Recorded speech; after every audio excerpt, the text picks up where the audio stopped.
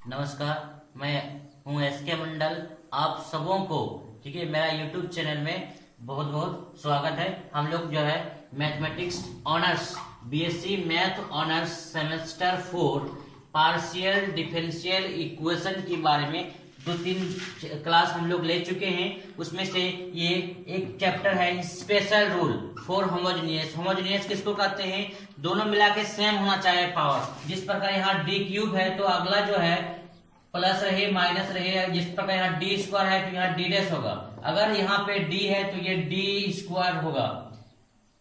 सबका मान सेम होना चाहिए। यहाँ 3 पावर है तो यहाँ भी दोनों मिलाकर 3 होना चाहिए, यहाँ भी दोनों मिलाकर 3 होना चाहिए। तो हम लोग पढ़ रहे हैं स्पेशल रूल फॉर होमोजेनियस। इधर हम लोग देखेंगे स्पेशल रूल किसको कहते हैं। पी आई के लिए स्पेशल रूल लगता है। मतलब जो भी आपका राइट साइड वाला फंक्शन रहेगा उसको लिख देना है और लेफ्ट साइड में जेड को छोड़ के जो बचेगा उसको लिख देना है। इसमें 2 तरह का कंडीशन है। यदि डिनोमिनेटर का मान, यदि मान डी का मान और डी डैश का मान, डी मतलब हुआ एक्स का कोफिशिएंट और डी डैश का मतलब हुआ वाई का कोफिशिएंट, उस मान को यदि हम डी और डी डैश की जगह रख देते हैं और अगर उसका डिनोमिनेटर का मान 0 नहीं होता है तो मेरा जितना आएगा वो आंसर कहलाएगा। यदि डिनोमिनेटर का मान 0 हो जाए, नीचे का मान यहाँ लिखे when f A comma B equal to 0, तब हम लोग स्पेशल रूल लगाएंगे x to the power n. N क्या है? डी का जो मैक्सिमम पावर रहेगा वो एन कहलाएगा। और ये side to the power N A x plus B y क्या है? जो फंक्शन आपका दिया रहेगा sine x log x e to the power x, ठीक, कॉस एक्स, उसको लिख देना है। उसके नीचे जो है y का जो कोफिशिएंट रहेगा 2 रहे 3 रहे 5 रहे माइनस रहे प्लस रहे उसको लिख देना है। और n का मतलब है d का जो मैक्सिमम पावर रहेगा उसको लिख देना है। जितना पावर रहेगा उसको फैक्टोरियल दे देना है। ये आपका स्पेशल रूल। इससे हम लोग 2-4 सवाल बना लेते हैं ताकि आपको अच्छा से समझ में आ जाए। क्वेश्चन नंबर 4, 3 क्वेश्चन तक कल हम बना दिए थे। आज क्वेश्चन नंबर 4 यानी 4 नंबर क्वेश्चन। सबसे पहले हमको सी एफ और पी आई दोनों निकालना है। तो स्टार्टिंग हम लोग सी एफ निकालेंगे। सी एफ निकालने के लिए राइट साइड को 0 करते हैं तो हम लोग लिखेंगे when R H S equal to 0 then find C F. तो यहाँ पे हम लोग लिख सकते हैं डेल टू जेड बट्टे del X square minus 4 del two Z बट्टे del Y square equal to 0। तब हम लोग यहाँ मान लेते हैं लेट डेल बट्टे del X is equal to D and del बट्टे del Y is equal to D dash. तो यहाँ बैठा देंगे तो यहाँ पे मेरा आ जाएगा D square Z minus 4 D dash square Z बराबर 0। तो दोनों स्थिति में हम लोग देखिए दोनों जगह जेड है तो हम लोग लिख सकते हैं D square minus 4 D dash square bracket बंद कर दीजिए जेड लिख दीजिए इक्वल टू 0। तब हम लोग लिखते हैं पुट मतलब रखना। डी के स्थान पर m रखना है और डी डैश के स्थान पर 1 रखना है। तब मेरा जो मान निकला देन ऑक्सिलरी इक्वेशन इज, तो यहां से हम लोग लिख सकते हैं एम स्क्वायर माइनस 4 इंटू 1 का स्क्वायर बराबर 0। तो यहां से हम लोग बोल सकते हैं ए स्क्वायर माइनस 4 इक्वल टू 0। तो आप बोल सकते हैं इसको 2 का स्क्वायर। अब यहां से हम लोग लिख सकते हैं m प्लस 2 और m माइनस 2, ए स्क्वायर माइनस बी स्क्वायर, ए प्लस बी ए माइनस बी, यहाँ से 0, इतना इक्वल टू 0। यानी हम लोग यहाँ से लिख सकते हैं m plus 2 equal to 0, m minus 2 equal to 0। तो यहां से मेरा m का मान निकलेगा माइनस 2, यहां से m का मान निकलेगा 2। तो हम लोग बोल सकते हैं इसलिए m बराबर माइनस 2,2। तब हम लोग सी एफ निकालेंगे। सी एफ इज यानी सी एफ इक्वल टू भी कर सकते हैं। सी एफ इक्वल टू सबसे पहले f1 y plus m x, y plus m1x। आपको पहले हम सिखा देते हैं, यदि आप थोड़ा सा कंफ्यूज कर रहे हैं तो कंफ्यूज करने की जरूरत नहीं है। यहाँ m2x, तो देखिए आपका जो है y लिख देना है और m1 का काम कर रहा है माइनस 2 इंटू एक्स, यानी हम लोग लिख सकते हैं minus 2x plus f2 y plus m2x। m2x का काम कर रहा है 2, यानी यहां से हम लोग लिख सकते हैं 2x। ये आपका जो है एक पार्ट का मान निकला जिसको हम लोग कहते हैं सी एफ। अब हम लोग निकालना है पी आई। पी आई को हम लोग कहते हैं पार्टिकुलर इंटीग्रल।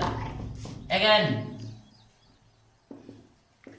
पी आई निकालेंगे, पी आई में राइट साइड वाला मान जो रहेगा उसको उतार देना है।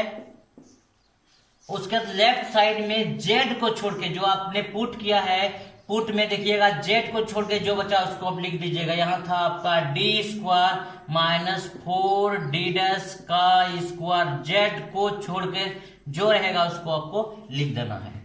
जरा देखिएगा तो x का कोफिशिएंट जो है उसको d के स्थान पर रखना है और y का जो कोफिशिएंट है वहां d डैश के स्थान पर रखना है। अगर रखने के बाद यदि 0 आता है तो स्पेशल रूल लगेगा, 0 नहीं आता है तो हम लोग इसको देखेंगे 12 लिख देंगे। यहां पे हम लोग लिखेंगे D square minus 4 D dash का स्क्वायर और अलग से लिखेंगे x प्लस वाई। देखिए पहले हम लोग बैठाकर चेक कर लेंगे, यदि 0 आ रहा है तो स्पेशल रूल, अगर 0 नहीं आ रहा है तो d का मैक्सिमम पावर 2 है, इसलिए इसको 2 बार इंटीग्रेट करना है x प्लस वाई के रिस्पेक्ट में। तो देखिए सबसे पहले हम लोग x का कोफिशिएंट 1 है तो 1 रख देंगे, तो 1 का स्क्वायर माइनस 4 इंटू 1 है, y का कोफिशिएंट 1 का स्क्वायर, तो यहां से मेरा मान आ जाएगा 4 यानी -3, जो 0 के बराबर नहीं है, इसलिए हम लोग उसको डायरेक्ट बैठा देंगे। यदि 0 आता तो हम लोग स्पेशल रूल का प्रयोग करते 12 लिख देंगे और x का कोफिशिएंट जो है इसको लिख देंगे। यहाँ पे y का जो कोफिशिएंट है वहां लिख देंगे। और ये देखिए बैठाने के बाद 0 नहीं आ रहा है, इसलिए ये इसको जो है मैक्सिमम कितना बार इंटीग्रेट करना, d का जो पावर रहेगा उसको, d का पावर 2 है इसलिए 2 बार इंटीग्रेट कीजिए x y के रिस्पेक्ट में। इसको एक बार इंटीग्रेट करेंगे तो इसका मान होगा x प्लस वाई का स्क्वायर बटे 2। अगला बार इंटीग्रेट करेंगे तो 1/2 कांस्टेंट है, बाहर हो जाएगा, वो x प्लस वाई का इंटीग्रेट कीजिएगा स्क्वायर का तो 3/3 हो जाएगा। यानी हम लोग यहां से बोल सकते हैं कि x प्लस वाई का होल क्यूब, अब बटे 2 और 3 को मल्टीप्लाई कीजिएगा तो आएगा 6। यानी यहां से हम लोग लिख सकते हैं इसका मान x प्लस वाई का पावर 3/6। तो आपका जो मान दिया इसको देख लिया जाए, यहाँ 12 लिख दीजिएगा, यहाँ से हो जाएगा आपका 1 का स्क्वायर 1 माइनस 4 हो जाएगा, यहाँ 4 हो गया, 4 इंटू 1। अब यहाँ से आपका हो गया x प्लस वाई का होल क्यूब अब बटे 6, ये 6 ये 12 के साथ कट गया, क्या बचेगा 2। तो हम लोग यहाँ से लिख सकते हैं 2 बटे, देखा जाए यहाँ से 4 में से 1 चला गया, हम लोग लिख सकते हैं 3, यानी x प्लस वाई का पावर क्यूब। ये आपका जो मान निकला इसको हम लोग कहते हैं पी आई। तो पी आई आपका हो गया ये इक्वेशन 2। और अभी हम लोग इसके पहले निकाल चुके हैं इक्वेशन 1 में सी एफ। तो फाइनली आप लोग लिखिएगा इसलिए कंप्लीट सॉल्यूशन।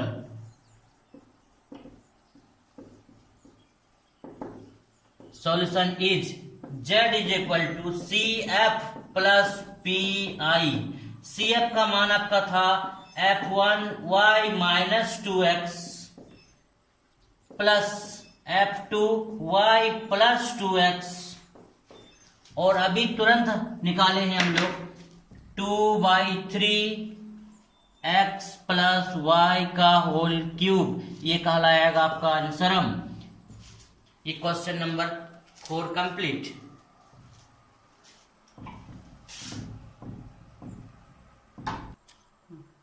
क्वेश्चन नंबर 5, ये क्वेश्चन दिया है 2r minus S minus 3t equal to 5 into e to the power x minus y. तो सबसे पहले हम लोग को सी एफ निकालना। सी एफ निकालने के लिए हमको राइट साइड को 0 करना पड़ेगा। When R H S is equal to 0 then find C F. तो सबसे पहले हम लोग लिखेंगे 2r minus S minus 3t equal to 0। तो r का मतलब हुआ 2 बार डिफरेंशिएट x के रिस्पेक्ट में। थोड़ा सा इधर देख लेते हैं हम लोग। r का मतलब हो गया डेल टू जेड बट्टे डेल एक्स स्क्वायर। s का मतलब हो गया डेल टू जेड बट्टे डेल एक्स डेल वाई, और t का मतलब हो गया डेल टू जेड बट्टे डेल वाई का स्क्वायर। ये है आपका सेकेंड ऑर्डर, मतलब हम लोग 2 बार डिफरेंशिएट इसको। तो इसको लिख सकते हैं डेल टू जेड बट्टे del X square minus del two Z बट्टे डेल एक्स डेल वाई, और यहां से लिख सकते हैं 3 डेल टू जेड बट्टे डेल वाई का स्क्वायर। तब हम लोग यहां से हम लोग मान लेंगे लेट डेल बटे del X is equal to D and del बटे del Y equal to D dash. Therefore हम लोग लिख सकते हैं 2d square Z minus D डस जेड माइनस 3d डस का स्क्वायर जेड इक्वल टू 0। सब में जेड है, जेड कॉमन ले लीजिए।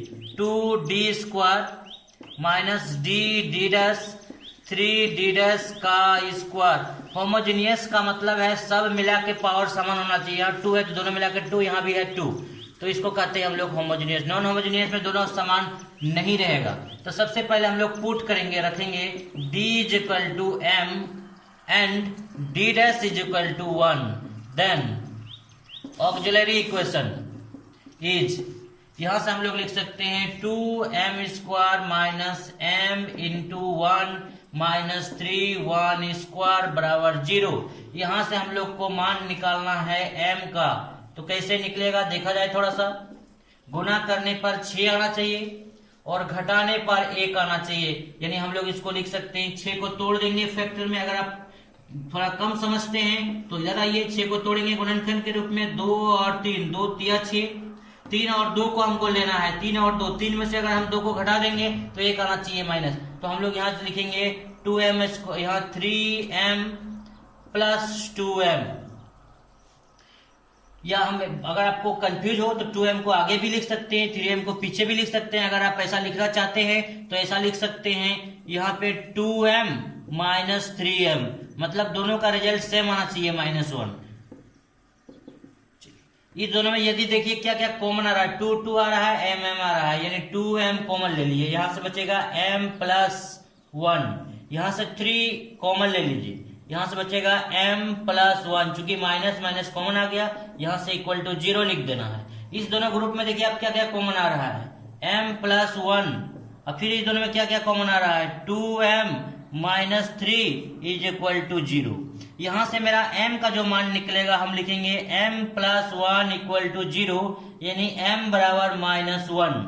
यहां से मेरा मान निकलेगा 2m माइनस 3 इक्वल टू 0, यानी 2m बराबर 3 और m बराबर आपका हो गया 3/2। तो इस दोनों मान से हम लोग बोल सकते हैं कि m का मान -1 और 3/2 निकला। इसकी सहायता से हम लोग निकालेंगे CF कॉम्प्लीमेंट्री फंक्शन। CF बराबर होता है F1 y plus mx, plus और माइनस मिलके हो जाएगा माइनस, फिर आएगा F2 y प्लस mx, यानी y लिख दीजिएगा और m का काम कर रहा है 3/2 इंटू x, यानी आपका ये इक्वेशन नंबर 2 हुआ, इक्वेशन नंबर 1। अब हम लोग इसके सहायता के इसके बाद जो है CF के बाद हम लोग निकालेंगे PI particular integral. Question number 5 का हम लोग PI निकाल रहे हैं। राइट साइड जो रहेगा उसको लिख देना है और लेफ्ट साइड में जो है सिर्फ Z को छोड़कर लिख देना है। यहाँ जैसे है R का मतलब हो गया D, तो D R 2 पावर है इसलिए D स्क्वायर। यहाँ S है इसका मतलब X भी होगा Y भी होगा, यानी D भी होगा D। यहाँ T है इसका मतलब है कि Y मतलब हो गया D का स्क्वायर। तो हम लोग यहाँ से लिख सकते हैं, इसको सॉल्व करेंगे 5 e x माइनस y, और नीचे इसको हम लोग तोड़ देंगे। गुना करने पर 6 आना चाहिए और घटाने पर 1 आना चाहिए। तो हम लोग लिख देंगे 2d square plus 2d d dash minus 3d d dash. तो ये दोनों मिला के हम लोग लिख सकते हैं, ये दोनों मिल के हो जाएगा आपका d डीडस। और यहां से हम लोग आएंगे 3 डीडस का स्क्वायर। गुणनखंड है, सिंपल ही फैक्टर इसको कहते हैं हम लोग, e x y। तो हम लोग ये दोनों में से कॉमन लेंगे तो क्या क्या लिख सकते हैं जरा देखा जाए। 2 और d कॉमन आ जाएगा, यहां से बचेगा मेरा d और यहां से बचेगा d डस। इसमें देखिए तो -3 और d डस, तो यहां से बचेगा d और माइनस माइनस कॉमन आ गया तो प्लस बचा। यहाँ पे 3 और d डस चला गया, यानी एगो d डस बचा। तो इस स्थिति में आप बोल सकते हैं 5 e x y, और बट्टे देखिए d प्लस डी डस कॉमन ले लीजिए, d प्लस डी डस बच गया आपका 2d माइनस 3d डस। अब इसको हम लोग अलग अलग टुकड़ा में बांट देंगे। कौन ऐसा मान है जिसको बैठाने से बाद 0 नहीं आएगा, उसको पहले हम लोग लिख देंगे। इसको हम लोग लिख सकते हैं 5/d प्लस d डस्ट अलग कर देंगे और इनटू के रूप में लिख देंगे e⁻x minus y 2d minus 3d dust. अब एक काम किया जाए, x का कोफिशिएंट को d के स्थान पर और y का जो कोफिशिएंट है उसको d डस्ट के स्थान पर रखना है। तो यहां से मेरा आएगा 5d प्लस d डस्ट। इस स्थिति में हम लोग लिख सकते हैं e⁻x है और चूंकि y के साथ कोफिशिएंट -1 है तो हम इसको अगर सजा के लिखना चाहेंगे तो इस तरह लिख सकते हैं। यदि कोई दिक्कत हो तो इसमें x के साथ कुछ नहीं तो 1 है और y के साथ माइनस है, इसका मतलब -1 है, तो ये x नहीं बल्कि y है। तो हम लोग मान बैठाएंगे d के जगह x का कोफिशिएंट यानी 1 2 × 1 -3 और y का कोफिशिएंट -1 है इसलिए d डैश की जगह बैठाएंगे -1।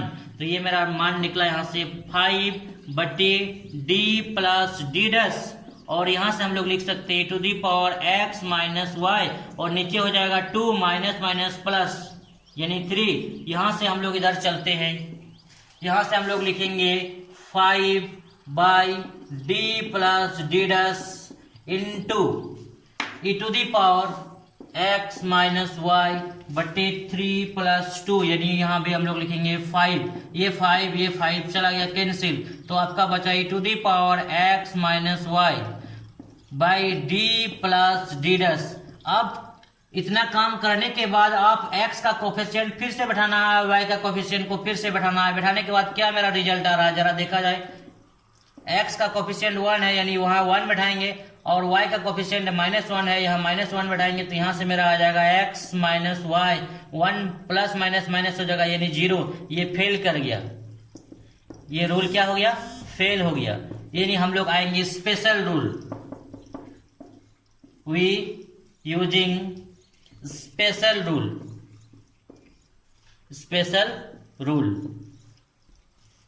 स्पेशल रूल में आएगा आपका स्पेशल रूल हम लोग कल बताए थे, फिर आज हम थोड़ा सा बता रहे हैं। यदि डिनोमिनेटर का मान 0 हो जाए, थोड़ा सा इधर देखा जाए, डिनोमिनेटर का मान 0 हो जाए यानी हर का मान यदि 0 हो जाए तो x का पावर n देना, n मतलब d का जो मैक्सिमम पावर रहेगा और ये जितना फंक्शन रहेगा उसको उतार देना है और y का जो कोफिशिएंट है उसको लिखना है, उसका जो पावर n है वो लिख देना है, जितना पावर n रहेगा उसको फैक्टोरियल के रूप में लिख देना है। यहाँ हम लोग लिखते हैं pi बराबर special rule x to the power n, n means d का पावर यहाँ कितना है 1।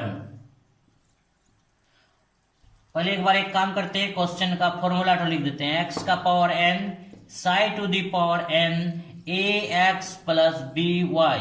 अब हम लोग नीचे लिखेंगे b का पावर n और फैक्टोरियल n। जरा इस फॉर्मूला को विशेष तौर पर ध्यान दिया जाए। x का power n, n means number of degree of d का जो मैक्सिमम पावर होगा जिसको हम लोग कहते हैं पोलिनोमियल पावर, तो d का पावर यहाँ 1 है तो 1 दे दीजिए, n का काम 1 कर रहा है और psi to the power n ax plus by, ये जो है आपका question e to the power जितना भी यहाँ रहेगा उसको उतार दीजिएगा e to the power x minus y। अब नीचे क्या लिखना है, y का जो कोफिशिएंट है यानी y का कोफिशिएंट यहाँ देखिए कितना है -1, तो -1 यहाँ लिखेंगे, -1 का पावर n, n मतलब हो गया 1 और फैक्टोरियल n, n मतलब ये n जो आपका आया है n यानी 1 का factorial.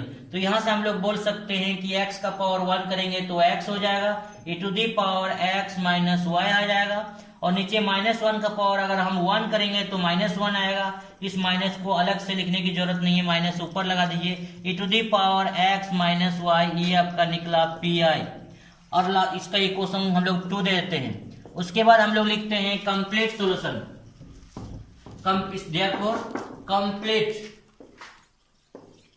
Complete solution is z is equal to cf plus pi।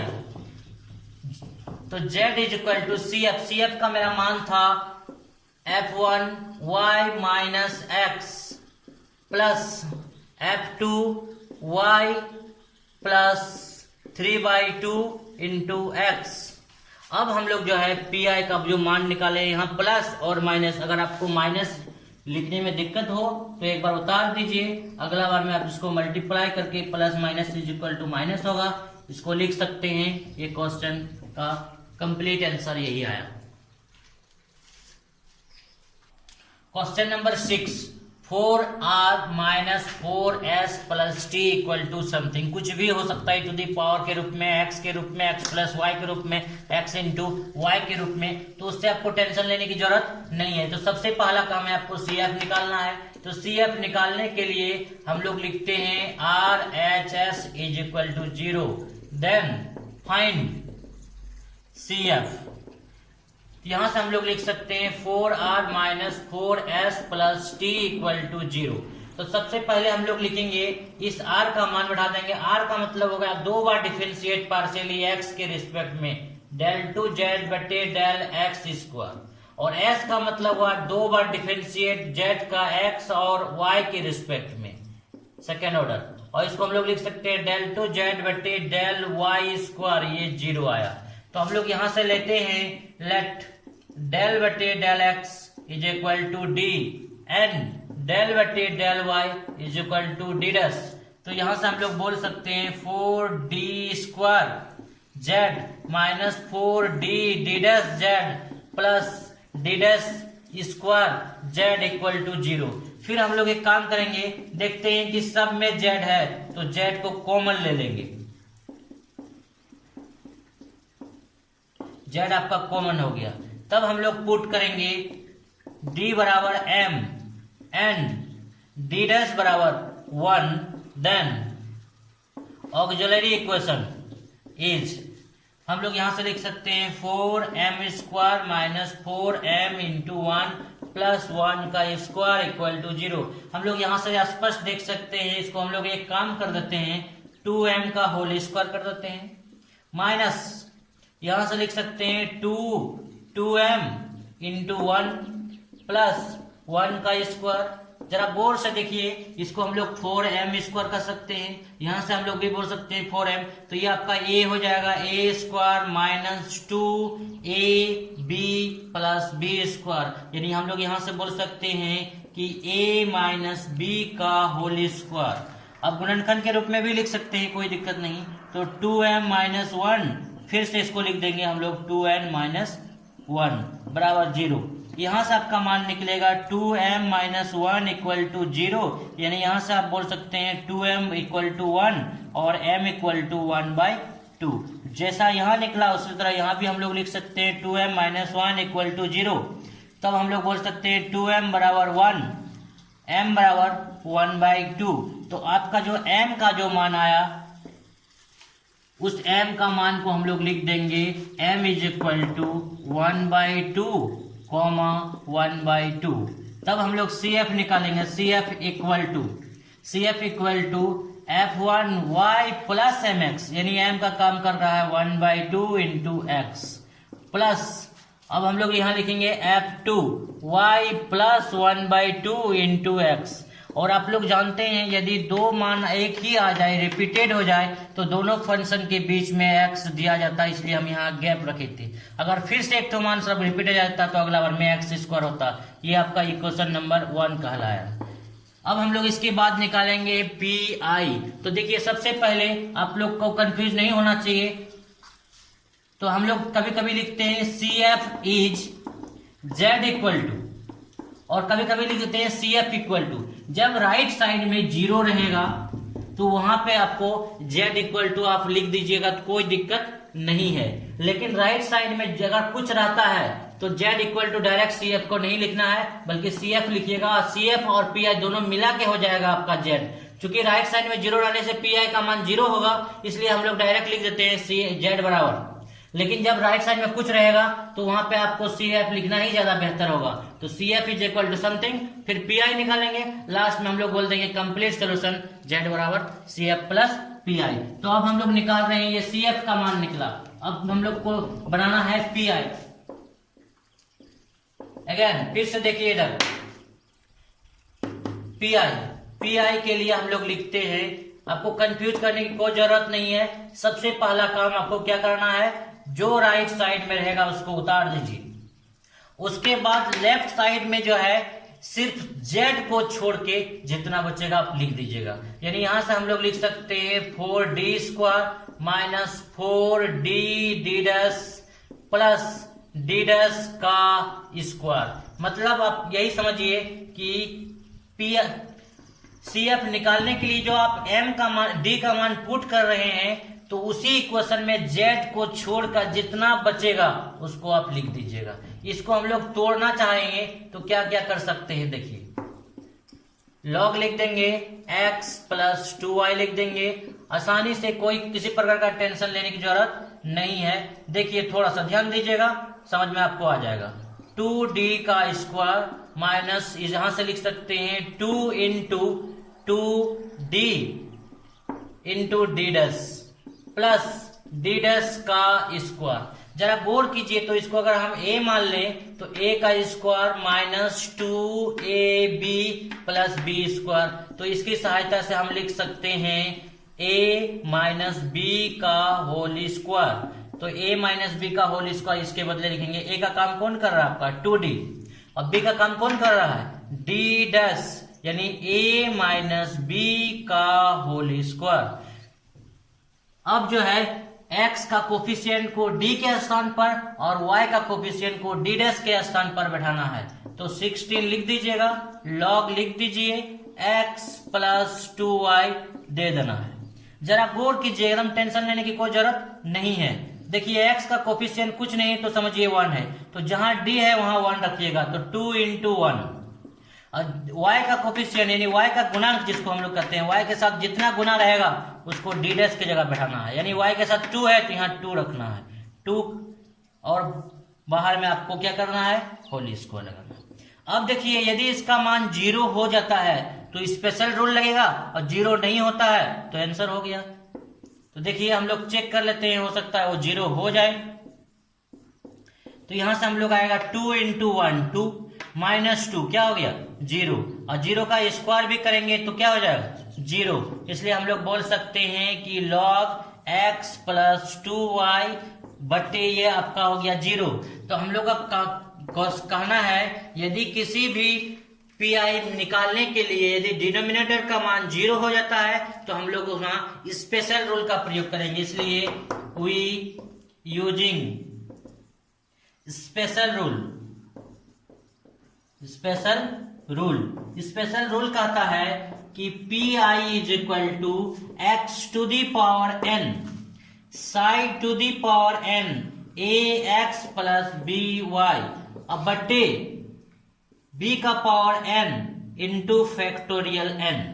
अब जरा देखिए इसको पी आई के लिए हम लोग क्या क्या लिख सकते हैं, x का पावर n, n क्या है d का जो मैक्सिमम पावर है। यहाँ देखिए d का मैक्सिमम पावर, यहाँ गौर किया जाए थोड़ा, d का मैक्सिमम पावर के अगर तोड़ेंगे तो होल स्क्वायर होगा, यानी d का स्क्वायर यानी n का काम कर रहा है 2, और पूरा ये side to the power n ax plus B Y पूरा जो आपका फंक्शन रहेगा उसको लिखना है।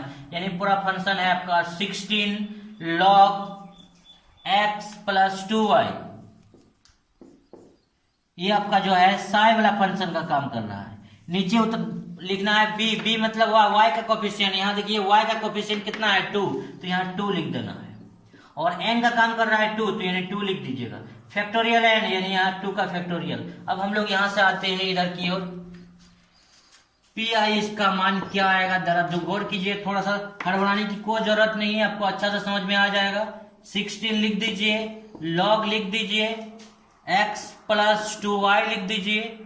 अब जो है यहाँ पे हम लोग बोल सकते हैं 2 का स्क्वायर, 2 का स्क्वायर आपका होता है 4, और फैक्टोरियल 2 को हम लोग बोल सकते हैं 2 इंटू 1। तो हम लोग एक काम कर सकते हैं 4 और को हम लोग काटेंगे तो कितना हो जाएगा 4 हो जाएगा, और फिर इस 2 को काटेंगे तो यहाँ 2 हो जाएगा। यानी मेरा जो रिजल्ट निकला P I is equal to 2 आया, यानी 2 लिख देंगे, x का स्क्वायर आया उसको लिख देंगे, log x प्लस 2y, ये आपका निकला equation number 2।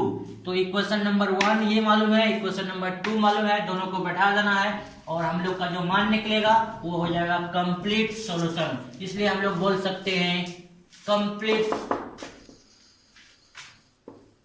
Complete solution is z बराबर CF प्लस PI। तो z बराबर CF का मान जो मेरा निकला था कितना था, F1y plus 1/2 into x plus x, F2y plus 1/2 into x. चूंकि दो मान रिपीटेड था इसलिए हम लोग को x देना पड़ा। अब उसके बाद जो है मेरा PI का जो मान निकला है, PI का मान निकला है 2x का पावर 2 यानी x square log x plus 2y। ये आपका कहलाएगा कंप्लीट उस क्वेश्चन के लिए आंसर। देखो क्वेश्चन नंबर हम 6 तक बना दिए तुम लोग के लिए।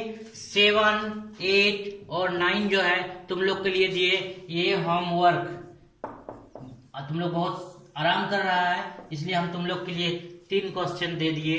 आराम करने के लिए जो टाइम तुम्हारा बीत नहीं रहा है, टाइम जैसे तुम्हारा आसानी से पास हो जाए और तुमको भी कुछ समझ, हमको भी पता चले कि हमने तुमको जो सिखाया तुम क्या सीखा। अगर ये तीनों क्वेश्चन को बना लेना है, CF निकालना आसान है। ये m का मान निकलेगा, ये m का मान निकलेगा, ये m का मान निकलेगा और इसी का राइट साइड बटे z को छोड़कर पूरा लिख देना है। राइट साइड बटे z को छोड़कर पूरा लिख देना है। राइट साइड बटे z को छोड़ के जितना बचेगा उसको लिख देना है। इसकी सहायता से ये PI का मान निकलेगा। इसका आंसर ये है। तो तुम लोग थोड़ा सा कोशिश करना। यदि तुम लोग तुम्हारा कोशिश कामयाब हो जाए तो बहुत अच्छी बात है। यदि किसी से नहीं बने तो इसके बारे में कमेंट कर देना कि क्वेश्चन नंबर 7 या क्वेश्चन नंबर 8 या किसी का क्वेश्चन नंबर 9 नहीं बना, फिर हम अगला वीडियो में इसको बना के भेज देंगे। ठीक है, तब तक के लिए आपको बहुत बहुत धन्यवाद।